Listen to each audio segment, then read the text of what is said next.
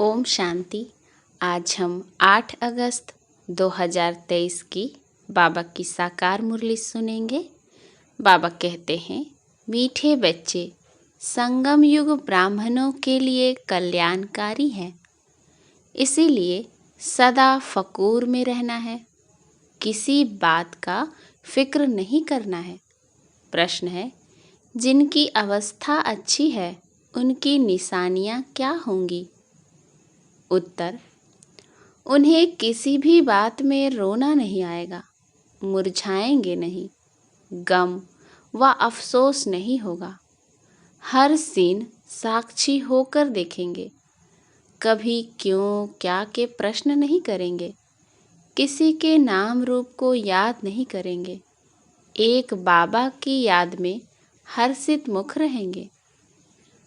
मातेश्वरी जी के शरीर त्याग करने पर 25 जून 1965 को यह महावाक्य बाप दादा ने सुनाए हैं। कृपया उसी ध्यान से पढ़ें। गीत है, माता ओ माता तुम हो जग की भाग्य विधाता। ओम शांति। मीठे बच्चों को फरमान है कि बेहद के बाप को याद करते रहो। जो भी नाम रूप वाले बच्चे बाप की सर्विस में हैं, उनसे यह ज्ञान और योग सुनना है। वह भी यही सुनाएंगे कि बाप को याद करो, क्योंकि वर्षा उनसे मिलता है। मम्मा भी तो वही सुनाती है, बच्चे भी वही सुनाते हैं कि शिव बाबा को याद करो। तुम बच्चे यहाँ शिव बाबा की याद में बैठे हो, तुम्हें कोई फिक्र नहीं करना है, क्योंकि तुम बेहद के बाप से यह वर्षा ले रहे हो। इनमें कोई भी शरीर छोड़कर जाते हैं तो हम कहेंगे कि यह भी भावी है, कल पहले भी यह हुआ था, क्योंकि ड्रामा के ऊपर भी तो चलना पड़े ना। जिससे कोई फिक्र नहीं रहे, आज मम्मा गई, कल और भी कोई चले जाएंगे, फिर भी बाप को मुरली सुनानी है जरूर। बाबा तुम बच्चों को नई नई पॉइंट्स सुनाते हैं, उनका अर्थ समझाते रहते हैं, और यही सबको कहते हैं कि बच्चे बाप को याद करो, कोई भी नाम रूप में फंसो मत। यह तो सब बच्चों के लिए ज्ञान है। आगे चल करके और भी बहुत कुछ वंडरफुल बातें देखने की हैं। इस समय तो है ही दुख की बातें, परंतु उस दुख का हमें कोई फिक्र नहीं। देखो, यह बाबा साकार तो कोई फिक्र में नहीं है, क्योंकि जानते हैं कि हमको तो बाबा को ही याद करना है, हमको बाबा से वर्षा लेना है। बाबा ने समझाया है कि क्रिएशन से कोई वर्षा नहीं मिलता है, क्रिएशन को क्रिएटर से वर्षा मिलता है। इसीलिए जो भी क्रिएशन बच्चे और बच्चियां हैं, उन्हें एक क्रिएटर को याद करना है, चाहे कुछ भी हो जाए।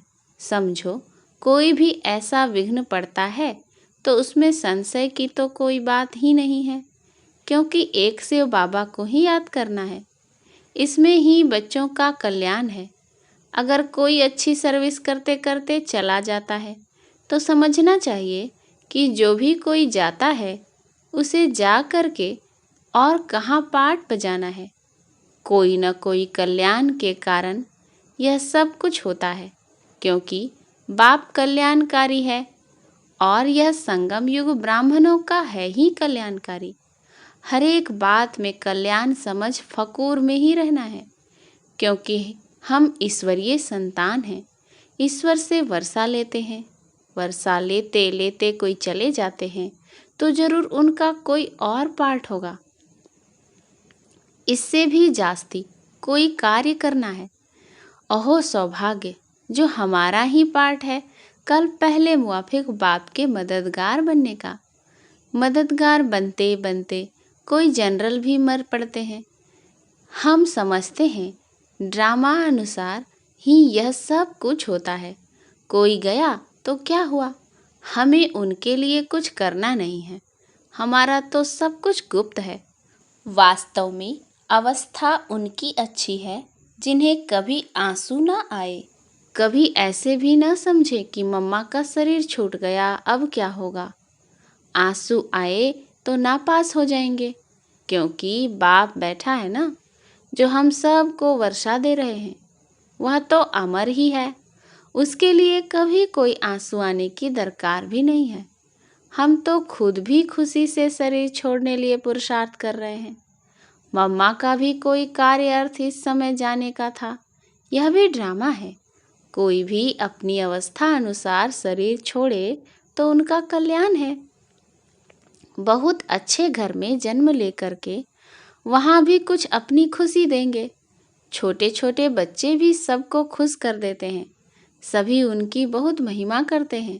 तो बच्चों का ड्रामा के ऊपर और बाप के ऊपर मदार है। जो कुछ भी होता है सेकंड बाय सेकंड वह ड्रामा की नूंद है। ऐसा समझ करके खुशी में सदा हर्षित रहना चाहिए। कोई भी नाम रूप में हम लोगों को फंसना नहीं है। पता है यह शरीर है, इसको तो जाना ही है। हर एक का पार्ट नूंधा हुआ है। हम रोएंगे तो क्या रोने से उनका पार्ट बदल सकता है? इसीलिए बच्चों को बिल्कुल अशरीरी, शांत और फिर हर्षित मुख रहना है। अटल अखंड राज्य लेना है तो ऐसा बनना भी है। कोई भी इत्तेफाक हो जावे तो कहेंगे भाभी है ड्रामा की। अफसोस की कोई बात नहीं, कल पहले भी ऐसे ही हुआ था। इत्तेफाक तो होने ही हैं। चलते चलते अर्थक्वेक्स हो जाते हैं। ऐसे नहीं है कि तुम्हारे में से कोई नहीं मरने हैं। नहीं, कोई भी मर सकते हैं। कोई भी इत्तेफाक हो सकता है। इसीलिए बाबा समझाते हैं कि बच्चे हमेशा बाप की याद में फकूर में रहो। इसमें जो पार्ट जिसको मिला हुआ है वह बजाता है। उसमें हमको क्या करना है? हमारा ज्ञान ही ऐसा है। अम्मा मरे तब भी हलवा खाना, यानी ज्ञान रत्न देना। समझो बाबा कहता है यह बाबा भी चला जाए तो तुम बच्चों को फिर भी नॉलेज तो मिली हुई है कि हमको शिव बाबा से वर्षा लेना है, इनसे तो नहीं लेने का है। बाप कहते हैं यह सब बच्चे जो हैं मेरे से वर्षा ले करके दूसरों को रास्ता बताते हैं। तुम बच्चों को अंधों की लाठी बनना है, बाप का परिचय देना है, हर एक के ऊपर मेहर करना है। तुम्हारा यही पुरुषार्थ है कि यह बेचारे दुखी हैं, इनको सुख का रास्ता बताएं। इस दुनिया में सिवाय एक बाप के और कोई भी सुख का रास्ता बताने वाला है ही नहीं। लिबरेटर, दुखहर्ता, सुखकर्ता एक ही है, उनको ही याद करना है। यहाँ दुख की कोई भी बात नहीं होनी चाहिए। कुछ भी हो जाए, भले हम जानते हैं तुम्हारी मम्मा सर्विसेबल सबसे नंबर 1 गाई जाती है, उनके हाथ में सितार दिखाते हैं, बरोबर जगदम्बा यानी मातेश्वरी वह बहुत अच्छा समझाती थी। वह भी कहती थी कि शिव बाबा को याद करो, मुझे नहीं याद करना। मन मना भव, मध्याजी भव, यह 2 अक्षर मशहूर हैं, बाकी तो डिटेल है। तो कोई भी हालत में कोई भी संशय किसको पड़े, यह क्या हुआ, ऐसा क्यों हुआ, तो इससे अपना ही नुकसान कर देंगे। तुम बच्चों को कोई भी हालत में दुख की महसूसता नहीं आनी चाहिए। भले बीमारी हो, कुछ भी हो, यह तो कर्म भोग है। बाबा से पूछते हैं बाबा यह क्या है? बाबा कहेंगे यह तुम्हारा कर्म भोग है। अगर कोई बात ड्रामा में पहले से बताने की नहीं है तो मैं कैसे बताऊं? यह बाबा भी साक्षी हो करके देखते हैं, तो बच्चों को भी साक्षी हो करके देखना है और बाप की याद में फकूर में रहना है कि हम ईश्वर की संतान हैं, ईश्वर के पोत्रे और पोत्रियां हैं, ईश्वर से वर्षा ले रहे हैं। बरोबर हम जानते हैं मम्मा ने भी ईश्वर का वर्षा लेते लेते शरीर छोड़ दिया। हम हर एक को तो बस बाप और वर्षे को याद करना है। सारा मदार पुरुषार्थ पर है। यह बच्चे भी महसूस कर सकते हैं कि जितना हम पढ़ेंगे उतना ऊंच पद पाएंगे, ऊंचा प्रिंस बनेंगे। सूर्यवंशी भी प्रिंस और चंद्रवंशी भी प्रिंस एंड प्रिंसेस हैं। तो बच्चों को पढ़ाई पढ़ना ही है, कुछ भी हो जाए पढ़ना जरूर है। ऐसे थोड़े ही है कोई का माँ बाप मरता है तो बच्चा पढ़ाई छोड़ देगा, नहीं। तो तुमको भी पढ़ाई रोज पढ़ना है। तुम्हें एक दिन भी पढ़ाई नहीं छोड़नी है। सर्विस भी हर हालत में जरूर करनी है। हर वक्त बुद्धि में यही एक बाबा याद रहे। तुम्हें वही पढ़ा रहे हैं और उनसे ही वर्षा लेना है। उसने ही हमारी बुद्धि का ताला खोला है। सारे ब्रह्मांड, सूक्ष्म वतन और फिर सृष्टि के आदि मध्य अंत का ज्ञान हमारी बुद्धि में है। इसी ज्ञान से हम चक्रवर्ती बनते हैं। बस उसी नशे में, मौज में रह सबको सुनाना भी ऐसे ही है। क्योंकि तुम बच्चे जो पक्के ब्राह्मण बने हो, तुम्हें कोई फिक्र नहीं है। इसमें कोई मुरझाने की, फिक्र करने की बात ही नहीं है। ऐसी अच्छी अवस्था चाहिए। तुम समझते हो कि अंत में विजय हमारी होनी ही है। ढेर के ढेर अपना वर्षा लेने के लिए आएंगे। कुछ भी हो, तुम्हारे सर्विस की वृद्धि होती ही रहेगी। सिर्फ तुम्हारी एक्टिविटी दैवी चाहिए। उसमें कोई भी आसुरी गुण नहीं चाहिए। किससे लड़ना, झगड़ना, किससे कड़वा बोलना या अंदर में कुछ लालच, लोभ, क्रोध आदि अगर होगा तो बहुत कड़ी सजा खानी पड़ेगी। इसीलिए कोई को भी दुख नहीं देना है। सबको सुख का रास्ता बताना है। कोई छोटे बच्चे हैं, चंचलता करते हैं, तो भी चमाट नहीं मारनी है। उन्हें भी प्यार से चलाना है। घर में भी बड़ा युक्ति से चलना है। कई हैं जो यहाँ बहुत अच्छी तरह से समझते हैं।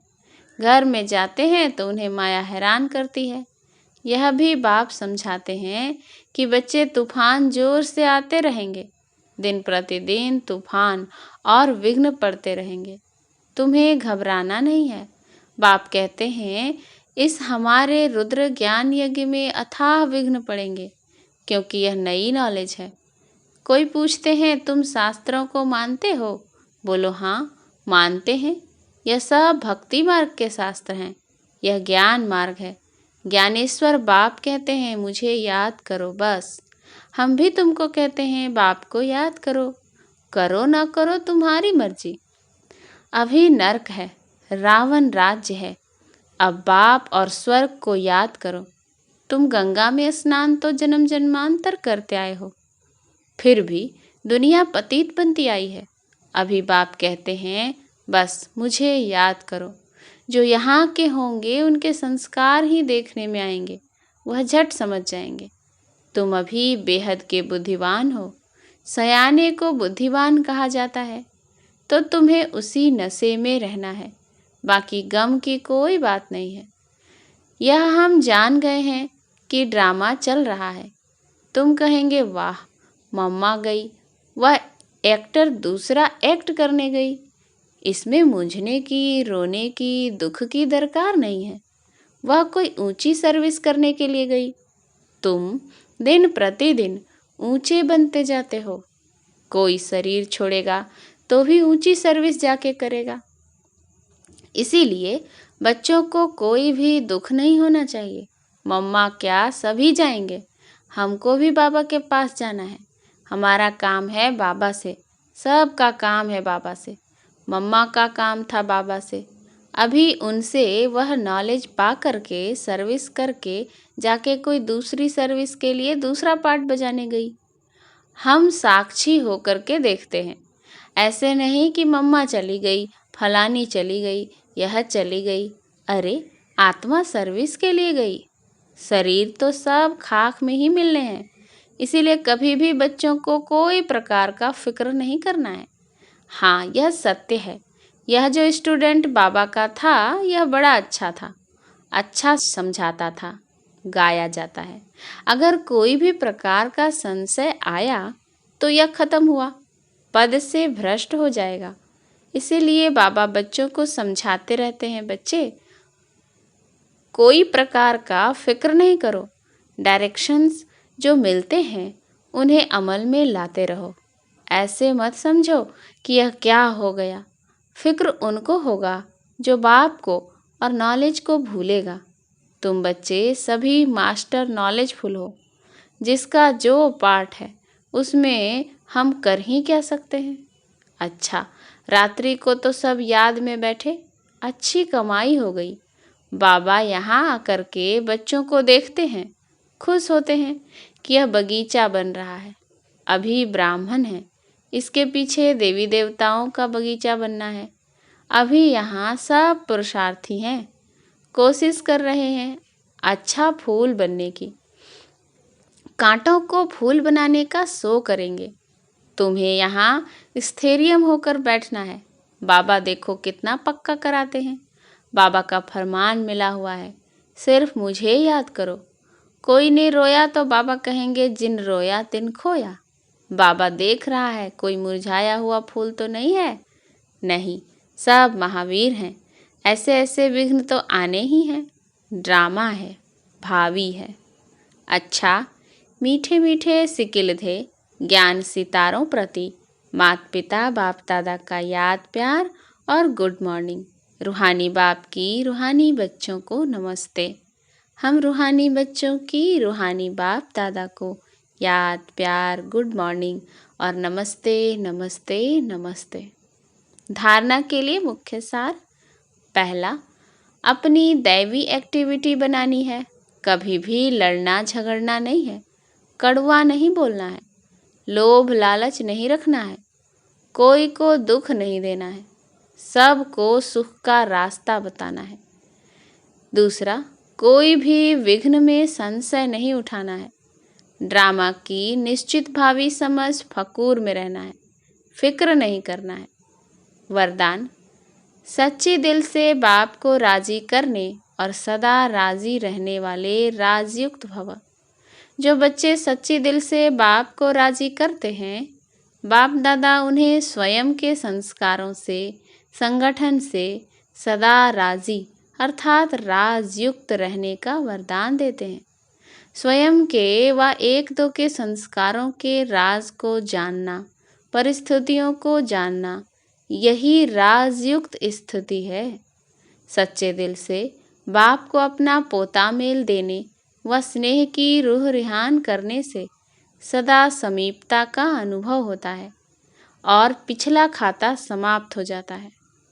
स्लोगन, सच्ची दिल से दाता विधाता वरदाता को राजी करने वाले ही रूहानी मौज में रहते हैं। अच्छा, ओम शांति।